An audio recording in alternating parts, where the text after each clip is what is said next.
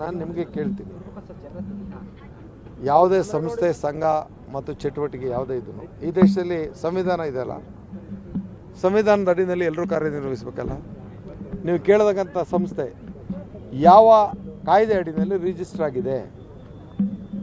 ಈ ದೇಶದ ಸಂವಿಧಾನಬದ್ಧವಾದಂಥ ರಾಷ್ಟ್ರಧ್ವಜಕ್ಕೆ ಅವ್ರು ಯಾವ ಮಾನ್ಯತೆಯನ್ನು ಕೊಟ್ಟಿದ್ದಾರೆ? ನಾನು ಅವರಿಗೆ ವಿರೋಧವಾಗಿ ಮಾತಾಡ್ತೀನಿ. ಈ ರಾಷ್ಟ್ರೀಯ ಭಾವನೆಗಳನ್ನು ರಾಷ್ಟ್ರಧ್ವಜಕ್ಕಿಂತ ಹೆಚ್ಚು ಭಗವಧ್ವಜವನ್ನು ಎತ್ತಿ ಹಿಡಿತಾ ಇದ್ದಾರೆ. ರಾಷ್ಟ್ರಧ್ವಜಕ್ಕೆ ನಾವು ಏನಂತ ಹೇಳಬೇಕು? ತಾಯಿ ಗೌರವ ಇರಬೇಕು, ಮಾತೃಭಾಷೆ ಗೌರವ ಇರಬೇಕು, ನಮ್ಮ ರಾಷ್ಟ್ರ ಪ್ರೇಮ ಎಲ್ಲದಕ್ಕಿಂತ ದೊಡ್ಡದು.